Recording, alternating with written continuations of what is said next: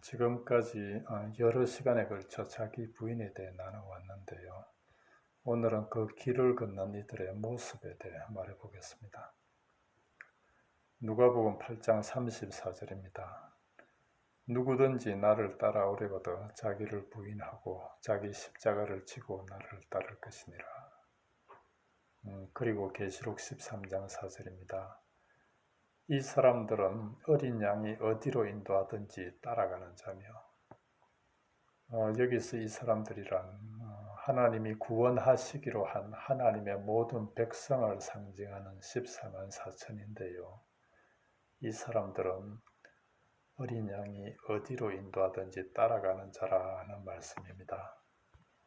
그러니 이 땅에서는 누구든지 예수님을 따르려면 자기를 부인해야 되고, 천국에 있는 모든 이들은 어린 양이신 예수님이 어디로 인도하든지 따라가는 자라 하니, 결국 자기 부인 없이는 천국도 없다는, 자기 부인의 길만이 천국 가는 길이라는 말씀입니다. 오늘은 이 천국 가는 자기 부인의 길을 걷는 이들의 모습을 말해보겠는데요. 먼저 이들의 가장 두드러진 특징은 자신에게 일어나는 어떤 일도 주어지는 그대로 받아들인다는 것입니다. 왜냐하면 어떤 일도 즐겁고 좋은 일은 물론이고, 그것이 아무리 힘들고 어려운 일이라 해도 하나님의 허락 없이는 일어나지 않는다는 것을 알기 때문입니다. 그래서 어떤 때는 가야 할 길도 모르고 하는 일의 의미도 모른 채 나아가지만, 이들은 오직 이 모든 것은 하나님의 허락하심이고, 그래서 하나님은 아신다는 믿음으로 나아갑니다. 그렇다고 이들에게 특별히 눈에 띄는 거 없습니다. 이들도 다른 이들처럼 정해진 시간에 모이고요, 헌금도 하고 헌신 봉사도 합니다. 마치 마태복음 25장에 미련한 5처녀나 슬기로운 5처녀가 다 같이 등을 준비하고 신랑이 드디움으로 다 같이 조른 것처럼 말입니다.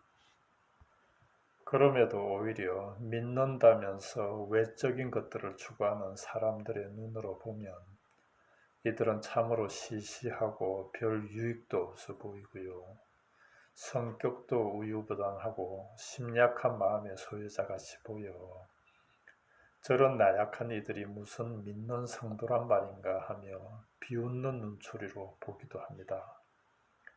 그런데요, 그럼에도 이들이 특별한 것은 이들은 어떤 일이든 하나님의 허락하심으로 받아들이고, 심지어 주위 사람들이 자기들을 그렇게 보는 것까지 하나님의 허락하심으로 여기고, 그런 비웃음 속에서 오히려 하나님을 본다는 것입니다. 이들은 주위 사람들의 눈에 어떻게 보여지는가에는 크게 마음 두지 않습니다. 그래서 이들은 어떤 일에든 결과에 그리 관심하지 않습니다. 왜냐하면 일의 결과에 관심 두지 않으므로 그 일을 선한 의도로 할 수 있게 되고, 이 선한 의도는 매사의 중심을 보시는 하나님의 뜻을 이미 이루어 드린 것이 된다는 것을 알기 때문입니다. 그래서 이들은 하나님께 속한 것은 하나님께 맡기고 그저 믿음으로 자기 부인의 길을 갑니다. 그런데 놀랍게도요, 하나님은 이런 이들을 통해 당신의 뜻을 이루어 가신다는 말씀입니다. 마치 마리아처럼 말입니다. 약혼했으나 아직 남자를 모르는 10몇 살밖에 되지 않은 처녀에게 네가 잉태하여 아이를 낳으리라는 말씀은 참으로 받아들이기 어려웠을 것입니다. 그 당시는 아직 구약의 율법이 지배하던 때였고요.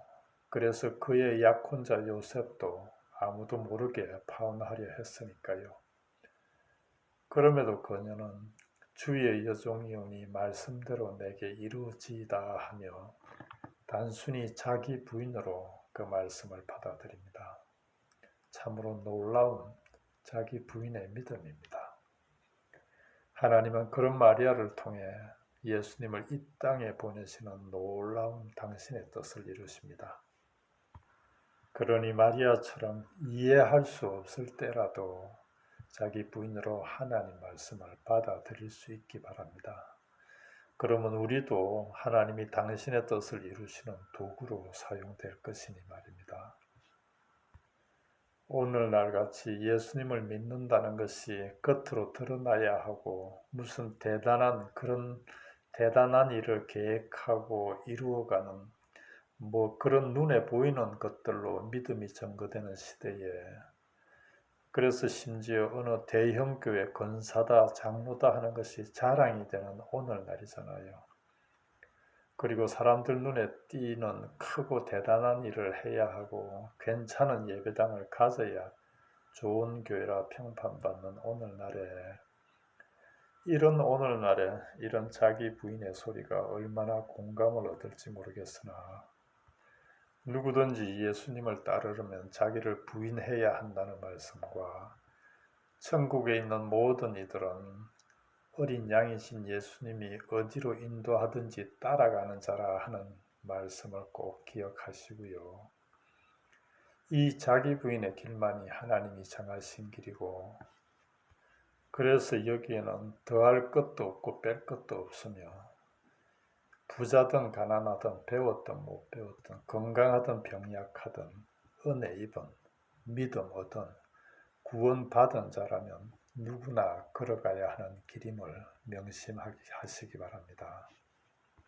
믿는다는 걸 자랑하며 겉으로 드러나는 일을 해야 한다는 그들이 알아서 하겠지만, 우리는 겸손히 우리 믿는 이들의 본분인 자기 부인의 내적인 길을 걸으며 우리 주님을 따르시기 바랍니다.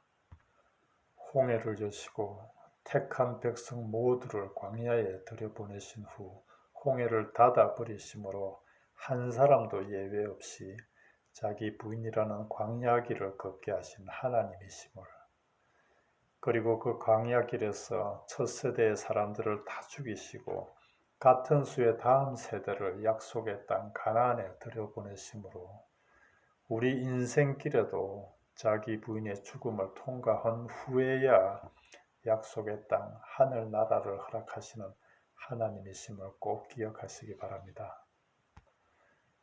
믿음의 우리는 이미 이 자기 부인의 길을 시작했습니다. 그러니 신실하게 걸어가십시다. 주위에서 무슨 소리를 해도 듣지 마시기 바랍니다. 사단이나 세상이, 그리고 우리의 옛자가 무슨 마음이 그리도 좋아 천국을 얻으러 가는 우리를 가만히 놔두겠냐는 말씀입니다.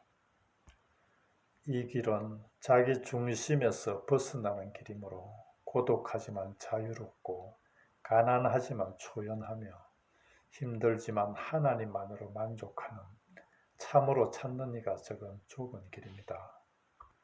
그러니 눈에 보이는 세상적이고 영원하지 않은 것들에 관심 줄이시고 말씀과 묵상 등 내적이고 영적인 것들에 대한 실천적 깨달음에 많은 시간을 들이시기 바랍니다.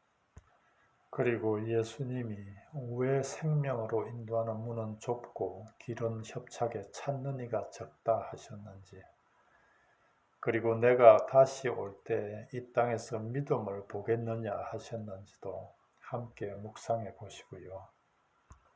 자기 부인만 되면 세상이 어떠하든 사단이 뭘 하든 그때는 두려워할 것 없고, 그리고 무엇을 한다 해도 이룰 것 없으며 설령 무엇이 있어 잃는다 해도 자기가 부인되어 이름으로 알지 않으니 참으로 하나님 이외의 것들로부터 해방되는 것이니 말입니다. 우리 주위에 이렇게 자기 부인으로 세워진 믿음의 사람들이 적지 않게 있습니다. 이들은 늘 우리 곁에 있지만 잘 알려지지 않은 채 살다가 떠나지요.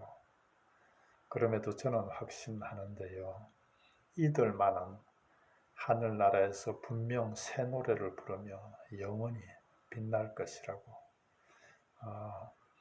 오늘은 여기까지 하겠습니다.